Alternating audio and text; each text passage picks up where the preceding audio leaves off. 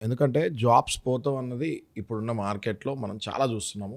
Specially AI వచ్చిన తర్వాత, artificial intelligence వచ్చిన తర్వాత సాఫ్ట్‌వేర్‌లో చాలా జాబులు పోతాం కూడా మనం చూస్తున్నాం. అసలు మొట్టమొదటిగా జాబ్ పోగానే ఇంపాక్ట్ పడేది ఒక సగటు మధ్యతరగతి వ్యక్తికి ఈఎంఐస్ కట్టకపోవటం. చాలా పానిక్ మోడ్‌కెళ్ళిపోతారు. చాలా ప్రెషర్ ఫీల్ అవుతూ ఉంటారు. చాలా ఇన్సల్ట్ ఫీల్ అవుతూ ఉంటారు. ఒక కైండ్ ఆఫ్ డిప్రెషన్‌లోకి ఆ టైంలో వాళ్ళు వెళ్ళిపోతూ ఉంటారు. ముందుగా తెలుసుకోవాల్సింది ఏంటంటే నాగరాజు గారు, జాబ్ పోవటం నేరం కాదు. జాబ్ పోగొట్టుకుంటే అది తప్పు కాదు, నేరం కాదు. రైట్? రిసెషన్‌లో కంపెనీ తట్టుకోలేక కొన్ని వేల, లక్షల జాబులు తీసేస్తది. అది నేరం కాదు.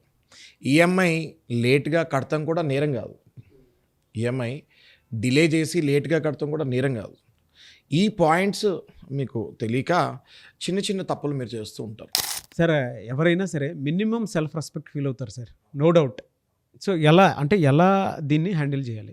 చాలా బాగా అడిగారు. నేను ఏమంటున్నా అంటే కలెక్షన్ మీకు జాబ్ పోయింది, కలెక్షన్ వాళ్ళు ఫోన్ చేస్తున్నారు. మీరు ఇలా ఫోన్లు ఎత్తకుండా అలా చేయకుండా నా సజెషన్ ఏంటి అంటే ఫస్ట్ మీరు ఫోన్లు ఎత్తండి. ఫోన్లు ఎత్తి మీ టోన్, మీ వాయిస్‌లో ధైర్యంతో మాట్లాడండి. ఎప్పుడైనా కూడా అవతల వాడు మనం భయపడితే మనల్ని ఇంకా భయపడిస్తారు. What I'm telling is be confident.